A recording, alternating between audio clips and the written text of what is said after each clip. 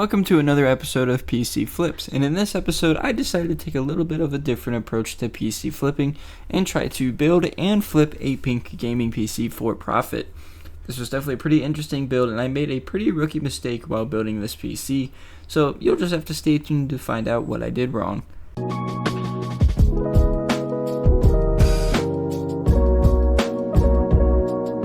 So let's talk about the main reason I wanted to try out a pink gaming PC build.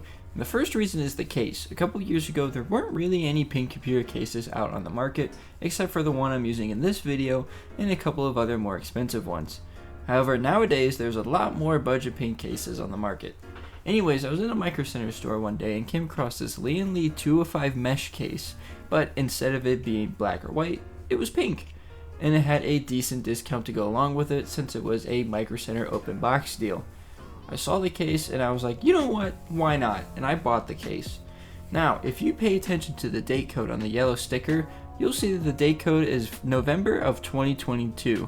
And that's when I bought this case actually, and it has sat for a little over 2 years doing absolutely nothing. I never did anything with it. And we are almost into 2025 and I just recently used this computer case. Anyways, this case cost me $86 and came with 3 pre-installed ARGB fans. Now that I had the case, the next 2 years I slowly gathered everything I needed for this build.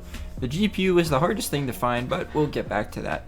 For the CPU, I ended up picking up this i7-12700K off eBay for $200. Not a crazy deal or anything, but the reason I went with 12th gen Intel for this build was the motherboard.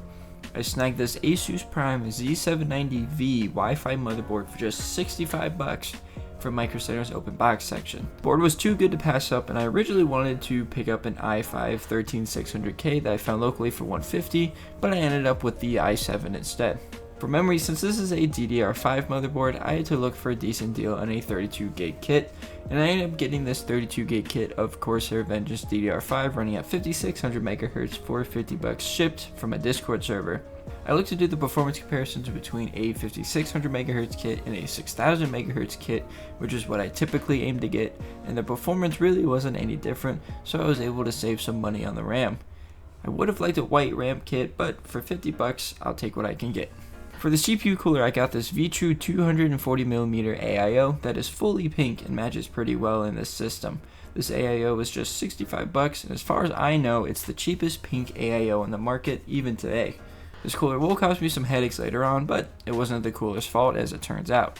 For storage, I picked up this Corsair MP600 Core XT 1TB SSD for $52 off Newegg. These were advertised as being manufacturer refurbished drives, however, these drives were actually brand new and sealed in retail packaging when I got them. I ended up buying 3 of these, but had I known that they were going to be brand new, I would have bought more honestly. For the power supply, I picked up this high power 700W 80+ gold PSU for $42 off eBay. Despite the sketchy sounding name, these PSUs are actually pretty high quality, and I believe high power is the OEM for a lot of Corsair PSUs. Feel free to correct me if I'm wrong in the comment section. To make the PSU cables match our build a lot better, I picked up these pink and white cable extensions from a company called Slur? You stupid Oh my god, I can't even... How do you say this? Okay, I had to look up how to pronounce it. Google says it's Surler, so we're gonna go with that.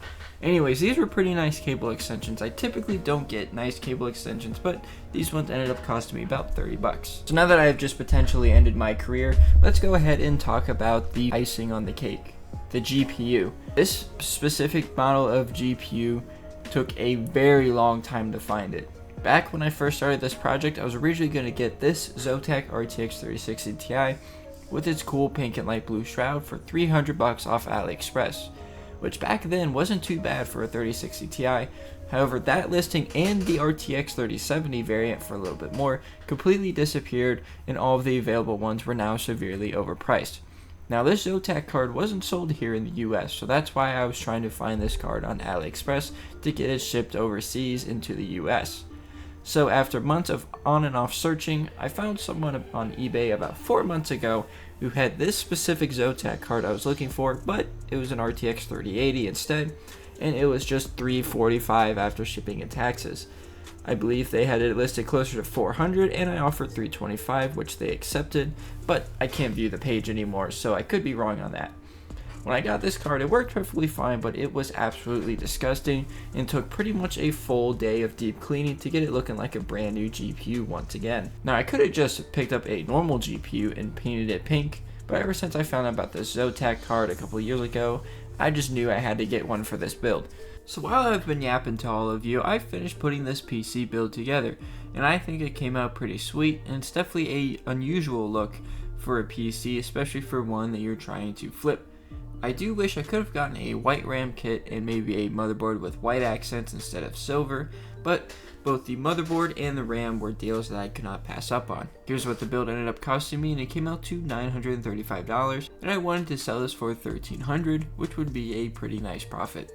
However, before I can get this system listed for sale, we have one main problem with this PC, and it's the CPU temperature. During idle, the temps would be perfectly normal, and then as soon as I put the CPU under any kind of load, it would shoot straight up to 100 degrees and thermal throttle. First thing I tried was updating the motherboard to see if this Asus board was pumping a lot more power into the CPU than it needed. Since they have been having some issues with that, especially with their AM5 boards, I figured I'd try this first. However, this didn't change anything, so next I went to the BIOS and messed with the power limit settings instead of leaving it on auto. Eventually I was able to power limit the CPU down to 100 watts, and the CPU was no longer thermal throttling, but it was still in the low 90-degree range, which is way harder than I would like. Next, I decided to check my thermal paste application to see if it was a mounting pressure issue or an issue with the thermal paste thread, and this is when I figured out the cause of the overheating.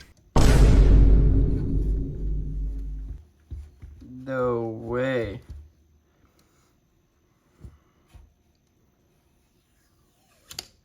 Nah, that's crazy. I've never done that before. No wonder this sucks. Yep, I left the plastic peel on the CPU cooler. I have never done something like that before, and I'm not sure how I completely missed that when mounting the cooler, but after reapplying the thermal paste and removing the power limit, the CPU stayed in the mid-60s under full load, which is perfect. So that was a pretty rookie mistake for me to make, but hey, even sometimes the people who are experts at building PCs make simple mistakes like this sometimes. So after that problem was resolved, I listed it locally and online for $1,300. Locally went as bad as well as you can imagine. I got a decent amount of views, but 0 messages in the 2 weeks I had it up for sale.